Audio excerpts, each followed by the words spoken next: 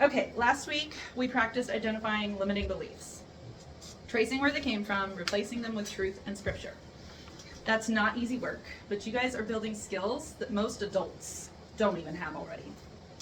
And some adults don't get those skills at all throughout their life. So, right, like I learned a lot in a matter of a few years when I found self-development in general. So, some of you may have caught a limiting belief in the wild this week that made you laugh when you realized it. Maybe even some that made you get emotional. Lots of feelings can come up when you do this right. Let's see. You guys don't have to share, but I'm going to. It's time once again for me to be very vulnerable with y'all. And to my kids who are in this class, y'all will have to show me a little grace, because mom's still growing. You guys know I committed to do all the same exercises with you.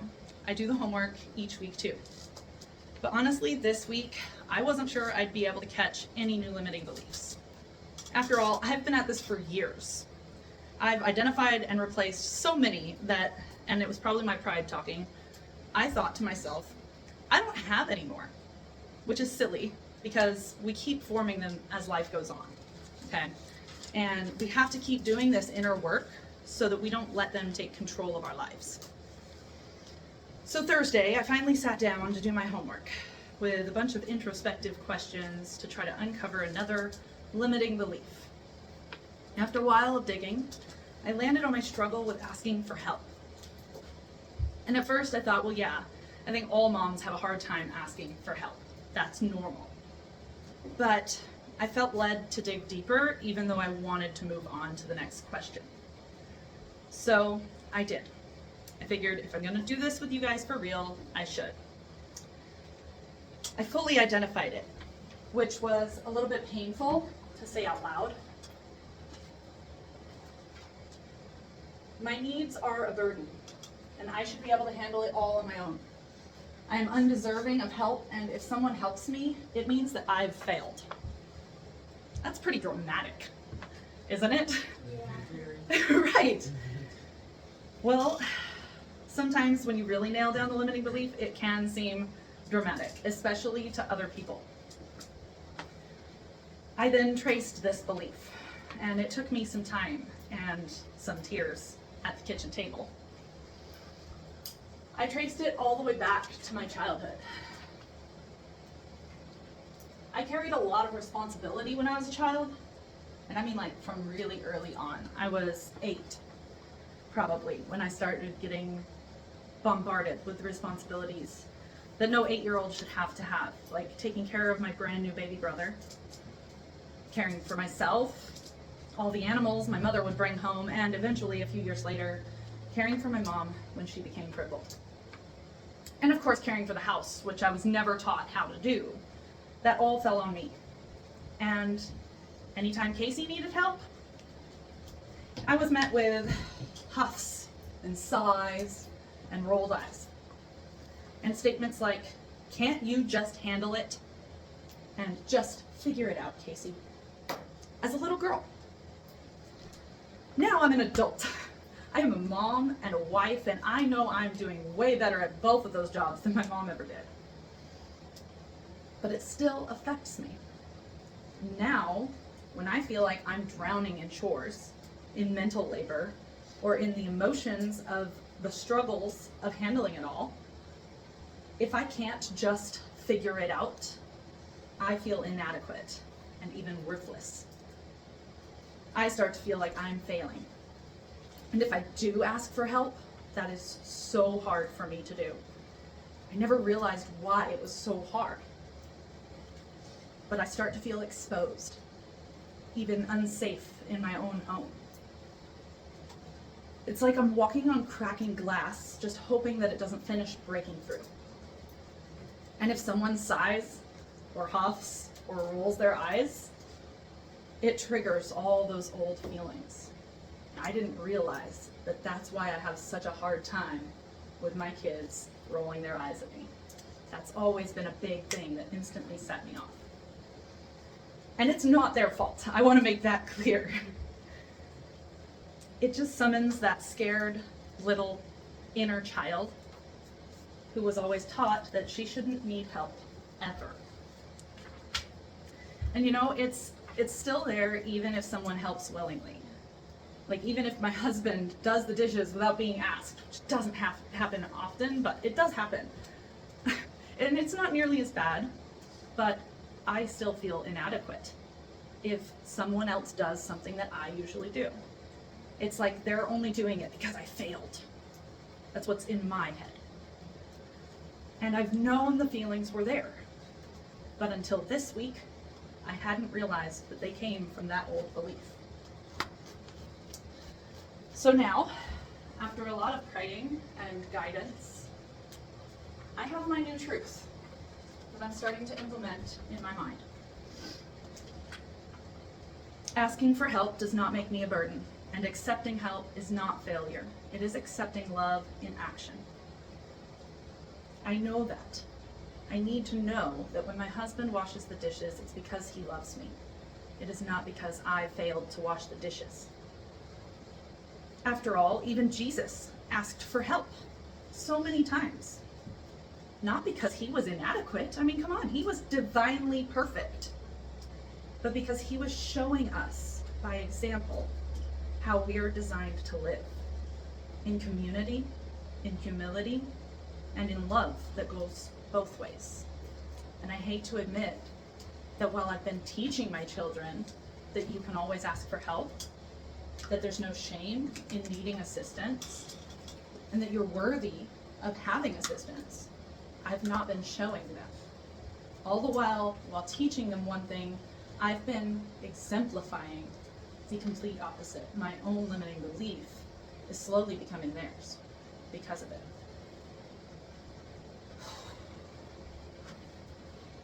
That's why tracing these limiting beliefs, figuring out what they are exactly, where they came from, and then replacing them is so important. We can be aware of the feelings and struggles without knowing why they're there. And that can make them so hard to live with. But when we trace them, we can address the why behind them, and that helps us change the how. Now you can see that I have a lot of reasoning backing up my truth. Receiving help doesn't make me inadequate, it makes me human. When I let others serve me, I allow them to express love and live out God's command to carry one another's burdens. That's one of God's commands, is to help each other. And I was keeping that from my children when I would refuse to ask for help, from my husband when I would refuse to ask for help. My love language is acts of service. And of course, I don't apply the same rule to anyone else because I know that everyone deserves help. And it doesn't make you weak to admit it. I have 3 main scriptures that back this up. Carry each other's burdens, and in this way you fulfill the law of Christ. 2 are better than 1 because they have a good return for their labor. If either of them falls down, one can help the other up. That's a good verse about marriage in general. And even the Son of Man did not come to be served, but to serve, and to give his life as a ransom for many. Service is love in action, not shame in receiving. In just a few days since naming this belief, I've been able to start separating my needing help from my worth as a mom or a wife. It's amazing, really. And if someone isn't thrilled to help, I can see now that it has nothing to do with me failing, but rather just the fact that they have better things they'd like to be doing than wiping a counter or sweeping the kitchen floor. And that's totally okay, because so do I. Yes, I had to dig deep, and it took a while. I cried at the kitchen table for probably 30 minutes just identifying the belief. And a couple of my kids noticed and was like, "Mom, are you okay? Did somebody do something? Are we in trouble?" I'm like, "You guys are fine. It's just doing introspective work." Realizing some things.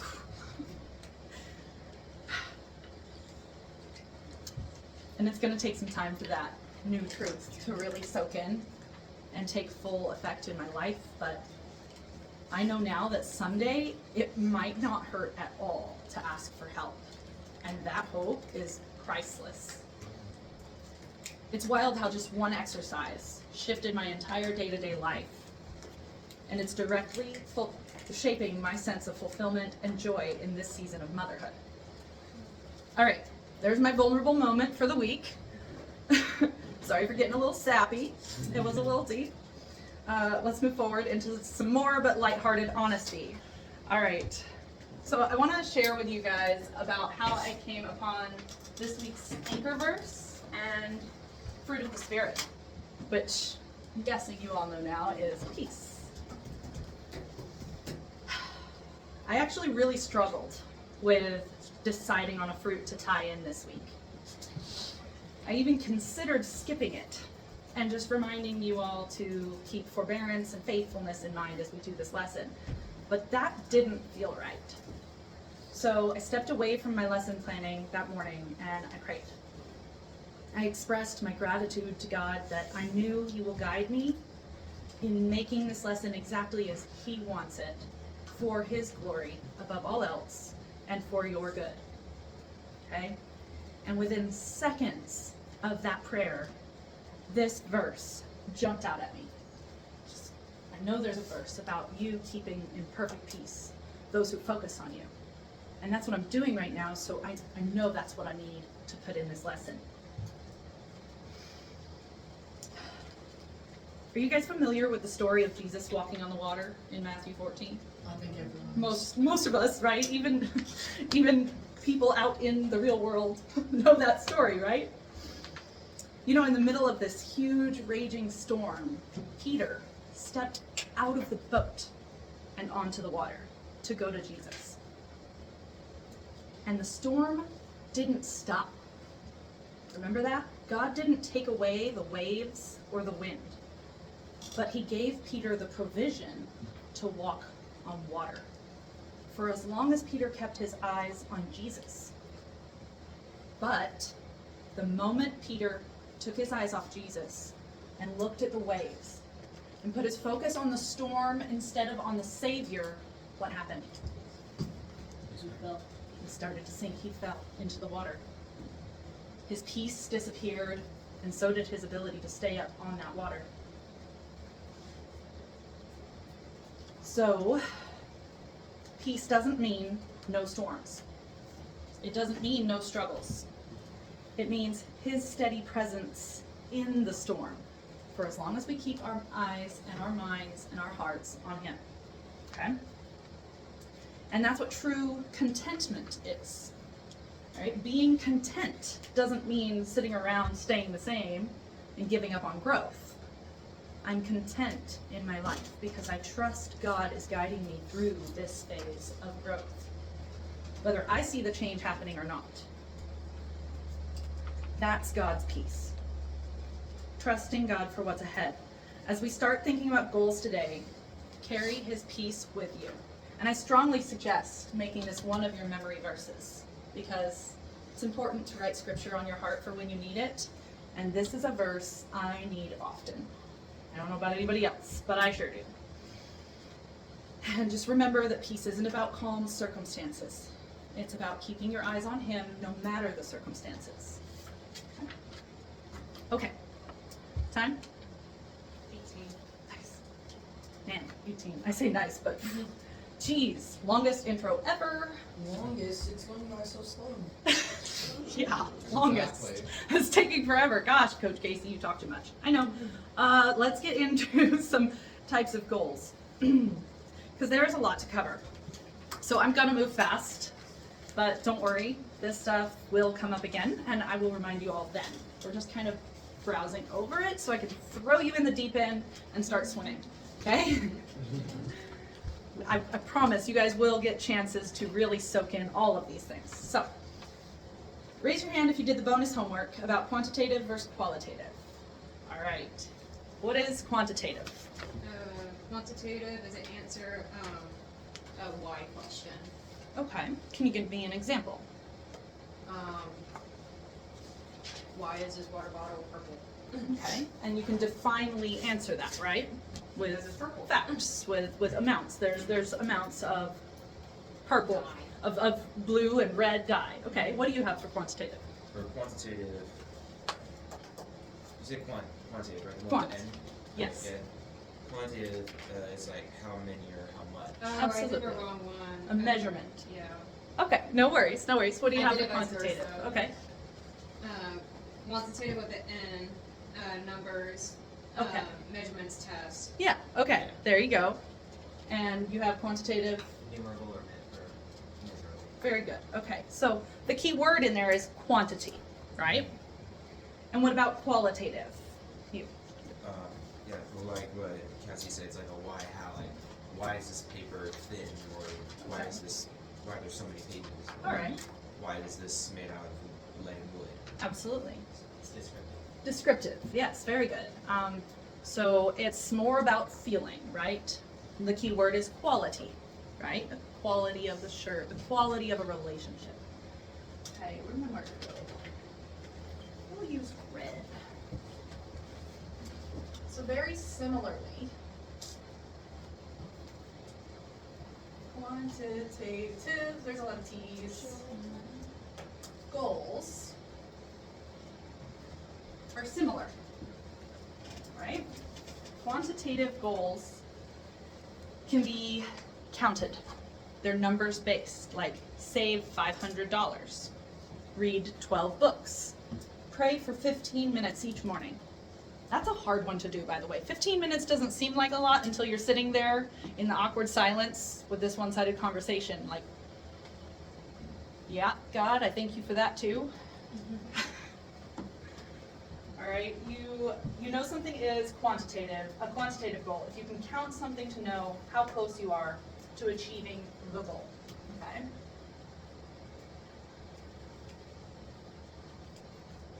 First, qualitative goals. These are goals about quality of a thing, okay? Being more patient, becoming a better friend, growing closer to God, being more confident in front of people. They're a lot harder to measure, okay? But they're also important. They're both really important. Both matter so much. If you only set quantitative goals, you might hit numbers, right? You might miss the heart. You might go super far, but someday realize that you went in a direction you didn't even want to go. On the other hand, if you only set qualitative goals, you might feel really good about them. People make this mistake with New Year's resolutions all the time. I'm gonna get more fit. I'm gonna be kinder to my kids. Okay, well that's great. What about watching Wicked? Okay, well there you go. That would actually be quantitative because there's measurable amounts of episodes or movies in that case. But you might not ever build concrete momentum with just qualitative goals, right? You never really go anywhere at all. Okay? Now, like I said, we will go back over everything, but I'm going to move through fast. There's another type of goals that I want to talk about.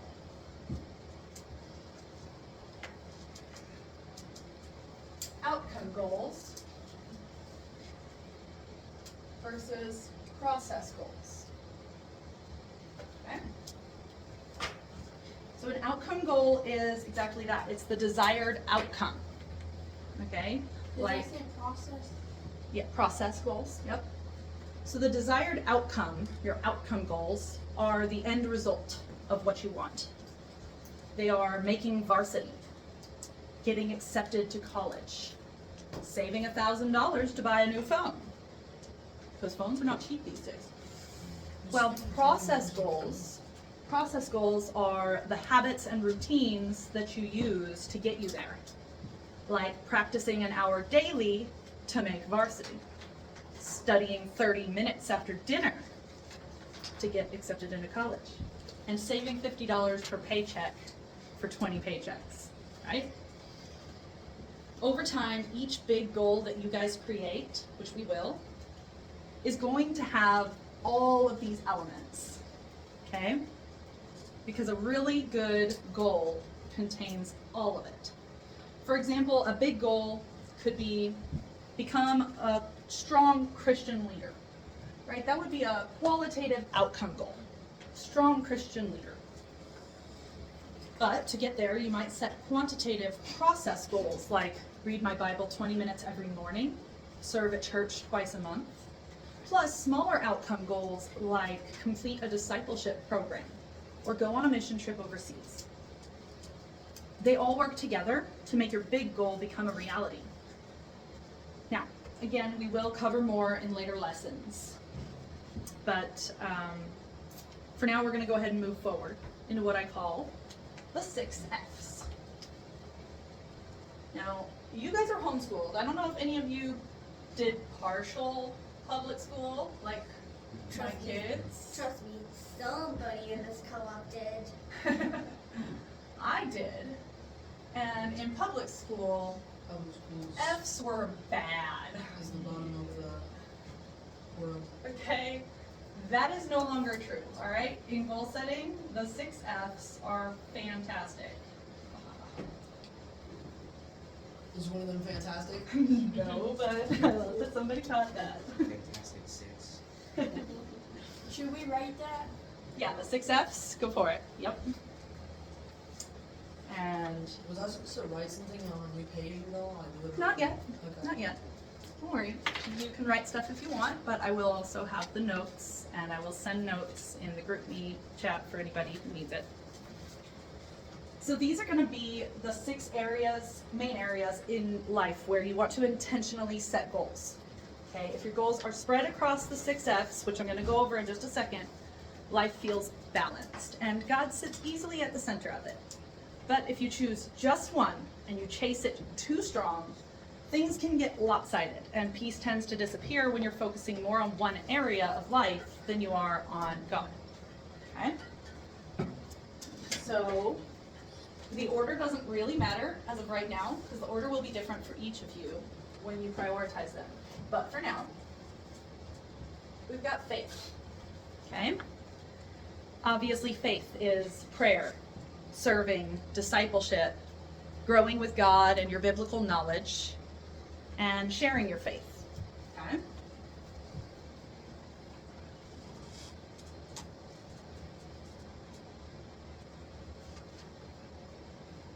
This is 2 F's in one, I know, but family and friends. It stands for all of your meaningful relationships, okay? Quality time, encouragement, and growing closer together with all the people you care about.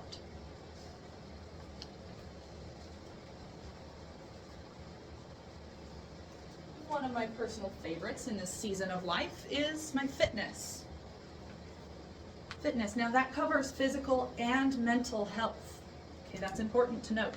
Exercise, nutrition, sleep, and general caring for yourself. Even your general hygiene falls under fitness.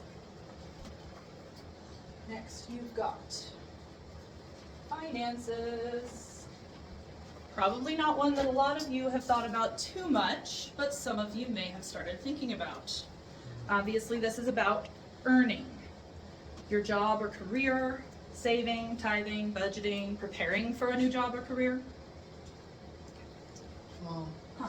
I think you got the most recent one you wrote there wrong, because the last 3 definitely had to be fantastic fighting forces. 3 F's that I can think that would actually go in the same sentence. Well, this is one of a lot of people's favorites. Fun. Fun. A lot of people are surprised when I tell them that fun is actually an area you need to focus on.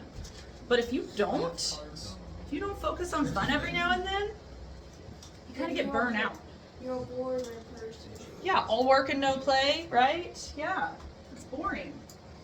Fun includes your hobbies, your travel, your play, your recreation. Things you just do because you wanna. Okay? And the last one here is fulfillment. I spent 10 minutes memorizing how to spell that last night because I'm so bad at spelling, but I didn't want to spell anything wrong on the board.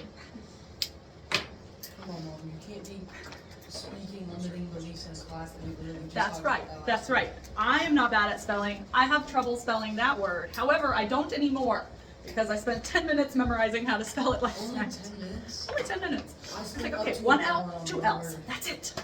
1 L, then 2 L's. One comes first, then comes 2. It's easy. Oh, there are some hard words. I said up to.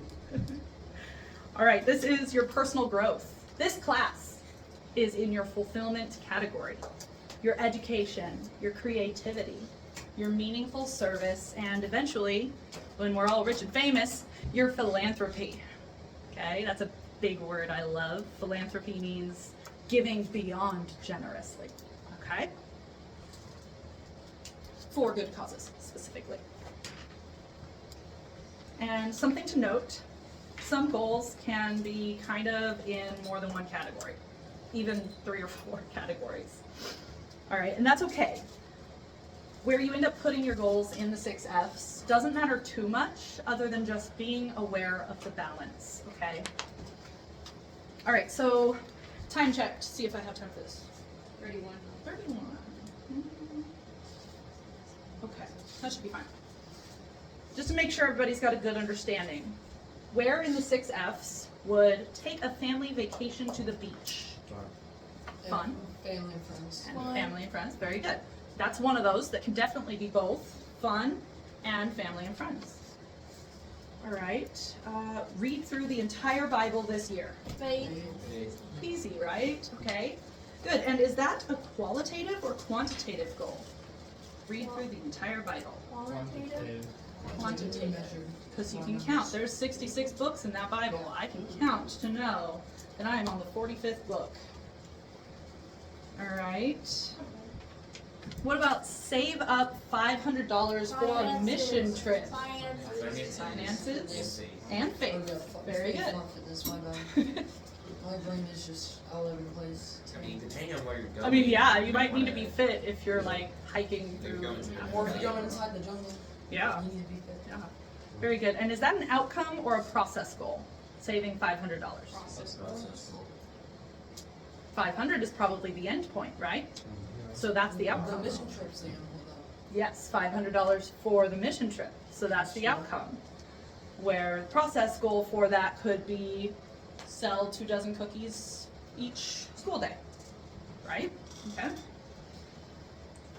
What about learn to play guitar? I'm getting called out every 5 seconds. Fun. Fulfillment. I like that. Fun. Yeah. It could even fall under finances. You're like my husband, and you get paid to play guitar, right? But yeah, absolutely. Okay, tricky one. What is learn to play guitar? Quantitative or qualitative? Quantitative. It would be qualitative. Just learn to play guitar would be qualitative. You can't really measure it. Have you defined what done looks like? Exactly. Now, if you were to add a little bit more detail and say, learn 6 songs on my guitar, Or learn a specific song. or learn a specific song, then it would be quantitative. Very good. What about exercise 4 times a week? Fitness. Is that outcome or process? Process. Process, very good. And it's probably a process goal feeding a bigger outcome goal like live a long life, right? Yep. All right, here's a really tricky one, okay? It's big and complex, I'll read it twice. I've got this in the bag. So first, the 6 F's. Mhm. Have a one-on-one conversation with each of my siblings once a week to maintain our relationship. Family and friends. Fulfillment. Family and friends and some fulfillment. Huh? And depending You need some? on how much you like your family and friends, fun. Yes, absolutely. I would hope it's fun. All right. So is that qualitative or quantitative? I have a one-on-one conversation with each of my siblings once a week to maintain our relationship. Quantity. It's It could be obviously both, really. Very good. It is both. It is absolutely both. There are qualitative and quantitative elements, as well as process and outcome elements. Process is a one-on-one conversation each week, and the outcome is to maintain our relationship, right? Because when siblings move away, they grow up, they get their own house, they go to college, stuff like that, you can sometimes grow apart if you don't truly try to maintain the relationship. Every really good goal, good specific goal, is going to have all of those involved, okay? All right. Something I really want you guys to understand is that not all goals or areas of life will always sit at the same level of importance all the time. Okay? That doesn't mean that some areas don't matter. They all matter, and we want to keep balance with Christ at the center. But the amount of attention you give each one may vary, depending on your season. For example, I always keep God at the center, and my faith is my anchor in everything I do. But in goal setting, sometimes faith goals are more in maintenance mode because I feel I'm very strong in that area at this time. Family or finances might be more demanding of my focus. So just because one category isn't sitting at the top right now doesn't mean it's not important. It might actually mean that you've built up a strong foundation there, so you're able to use more of your focus on the weaker areas and keep more maintenance goals in those areas. For me personally, right now, everyone knows that family is one of the most important things in my life. But my family and friends actually falls at number 4 on my list of priorities in goal setting, okay? Family is still one of my top priorities in general, but in goal setting, it's number 4. Why? Because God has me leaning hard into faith, into fitness, and in finances right now. But here's the thing. I've been seeing lately already my next season is coming, where family is going to shift right up to the top. And priorities shift, that's okay. But peace stays if God stays at the center. Okay, you can think of it kind of like cooking on a stove top. And you'll hear more about this in a later lesson when we dig into setting priorities. But basically, if you're cooking, say, a big 6-course meal, you've only got the 2 front burners, right? And the pans that need the most attention need to be on those. And then maybe you've got 2 on the back burners that you don't need to stir as often, but they're still important. And then maybe you've got 2 on a warming plate. Those are just holding maintenance goals right now. When you're pursuing your goals, don't panic if you can't give 100% to each area of life. Obviously, mathematically, you're not supposed to. Focus on the front burners in that season and trust God to help you from burning the rest. We're going to talk about timelines.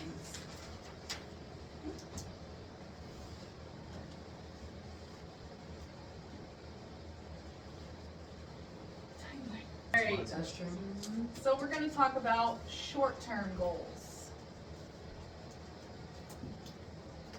This is days to months. Okay, yes, you can have goals that only last a couple of days. All right, preparing for this class each week is a weekly goal I have that would be short-term. A lot of people call it midterm. That makes me think of school. So I call it medium-term goals. Is, longer than that, months to Years. we'll say 1.5 years. Some people call it 1 year, some people say 2. I think 2 is a bit much for a medium goal, but some midterm goals go a little over a year, and that's okay. And then you've got long term.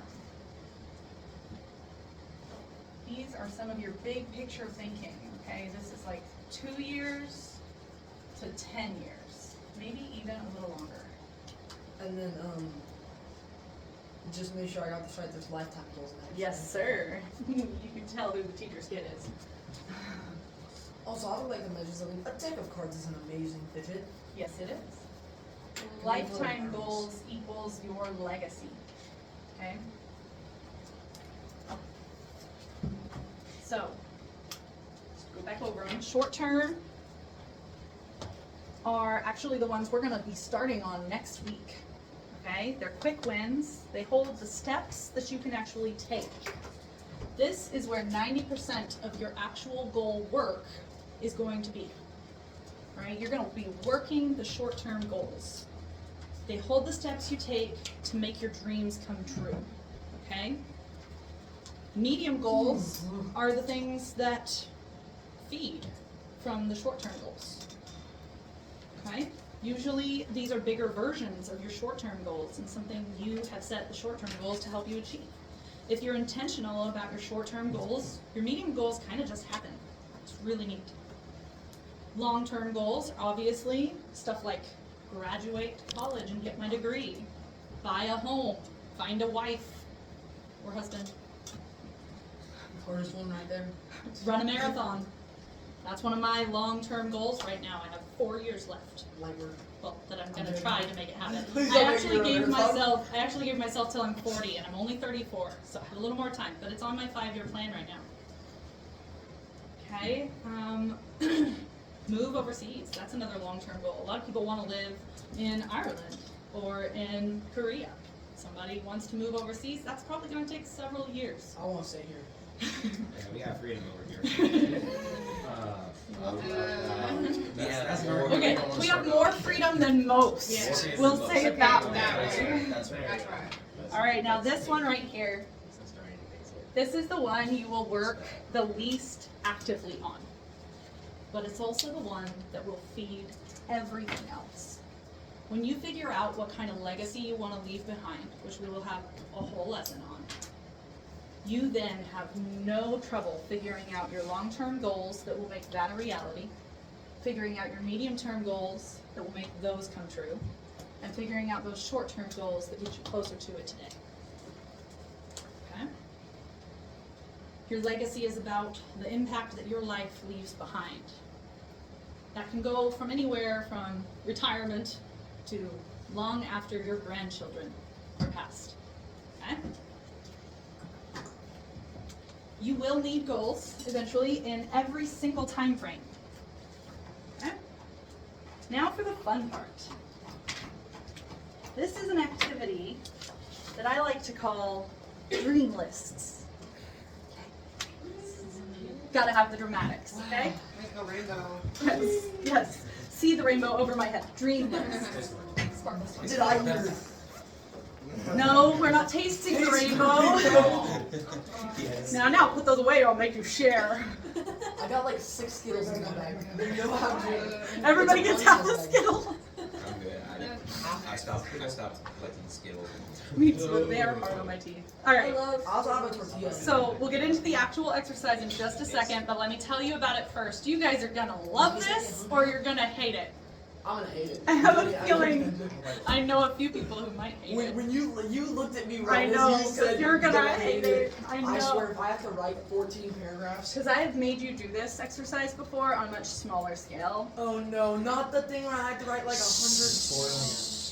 Okay, this is where you get to dream bigger than you've ever dreamed before. And listen, this is not a wish list, okay?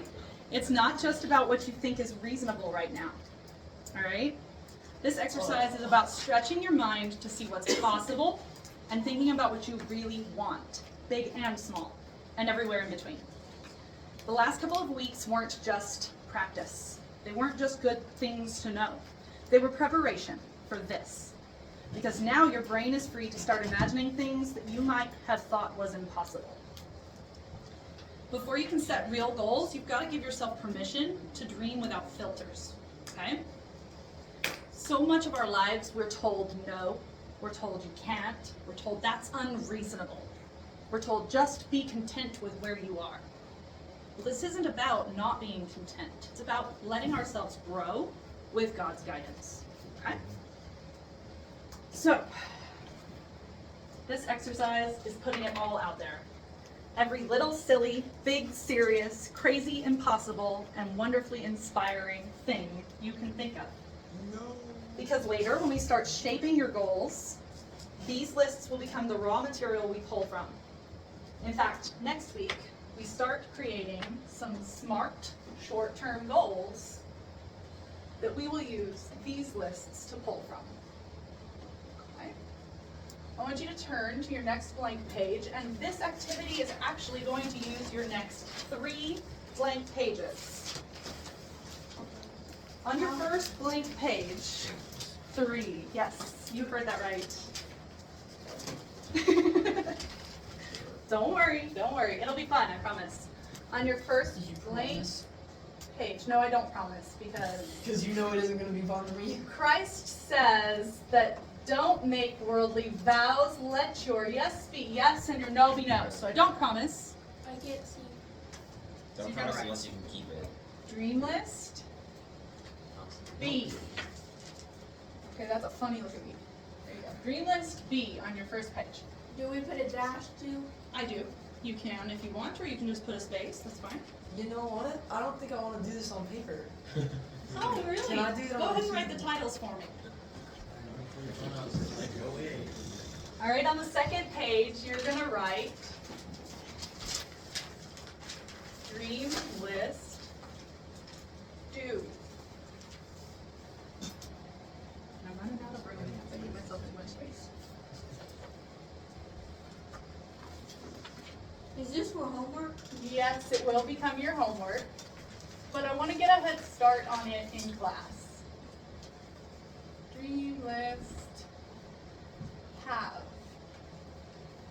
Is that for the third one? Yeah, that's the third page. Okay, so page 1, page 2. Does page- this count as the third page? So fresh new page. You're going to want both sides of the pages. So if you wrote 2 on the back of one, scratch that out, write it on a second page. So like, here, I'll show you mine as an example. Okay. So dream list B, okay, and then dream list do Okay.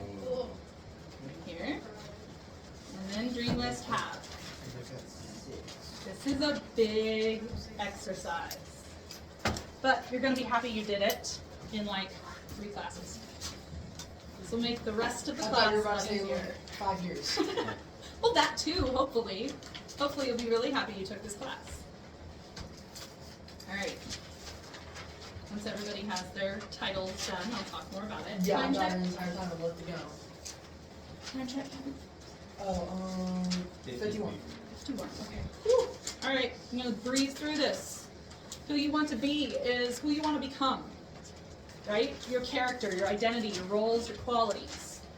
On the second page, where you write you want to do everything you want to accomplish or experience in life, right? And on the third is all the stuff you want to have. So things you want to actually receive or own, right? This is including things materially and conditions like financial freedom, a joyful home, or recognition. And I want to mention we're starting in this order for a reason, but I'll get into that on a different lesson. Be, do, have. Basically, what you become determines what you do, and what you do determines what you have in life. All right? So you are going to write 50 things for each category. Each category. All right? The Did you first just say 10. 50? Yes, I did. 150 things total. You can't Don't repeat. hit me. The first 10. Mom should do this too. Yeah, you should do this too. The I wanna first be fair. 10 are probably going to be pretty easy. You're going to be like, okay, I can do this, right? I want to be rich. I want to be famous. I want to be a good person. Oh, I want to be that's nice. I want to be kind, right? I want to be patient. First 10 will come real easy, just thinking, what has mom told me all this time? The second 10 will make you think that 50 is impossible, Hey, but Mom. keep going. Push through it, okay? I got a question. Do we do 50 for each? Yes, ma'am. So that would 150 be total. 150 for each. Oh, in total. Even if it feels wild. You want to be a billionaire? Write it down. Be a true.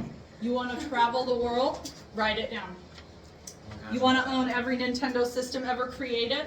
Write it down. Or even if it feels small.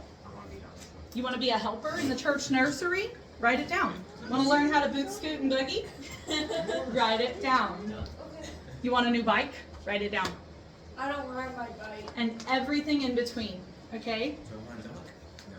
You've only got a couple of minutes to start. Yes? Does all 50 for each category have to be done by next year? Yes. I am pushing you guys hard. But if you think about it, it's 10 per day for 5 days in each category. How many do you have to do right now? Just a few. Just Okay. get started. We're almost out of time for the class, so just get started. I have 2 questions. Hmm.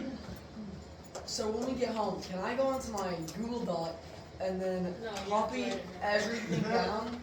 If you from guys, from the one I did like 2 years ago, can I some of look that over won't there apply, I already looked. and sort? Some of that you've already done, you've already achieved, or you no longer care about. Or good. You wrote it down once and never looked at it again, and you achieved some of them. Isn't that funny? Well, that's because I was already working towards it. For B, what does that one, what is that before? So I can read you some of my examples. Like, I want to be a wonderful mother. I want to be a godly wife. I want to be a Spartan pro racer. I got a question for B too. Huh. Can you put your dream job? Yes, absolutely. I want to be a doctor. I want to be a lawyer. Okay, I didn't know if I could put that on. Absolutely. Anything you can use the sentence, I want to be, fill in the blank. And just Okay. fill in the blank right there.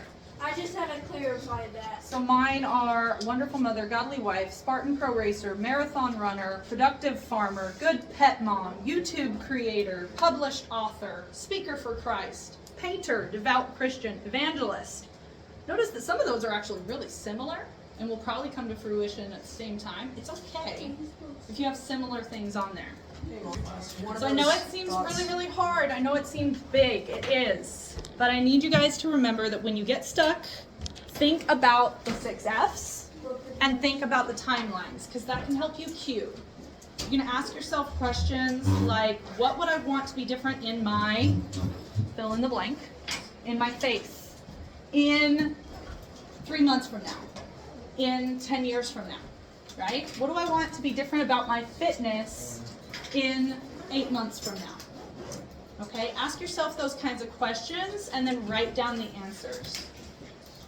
You don't have to do all 50B before you do all the others. You come and they'll come into your mind at different orders, and just write them down as you think about them. Try to really sit down and think about them several times this week, and it will come to you, I promise. I know it seems impossible, but remember, I'm pushing you guys beyond what you think is possible. All right?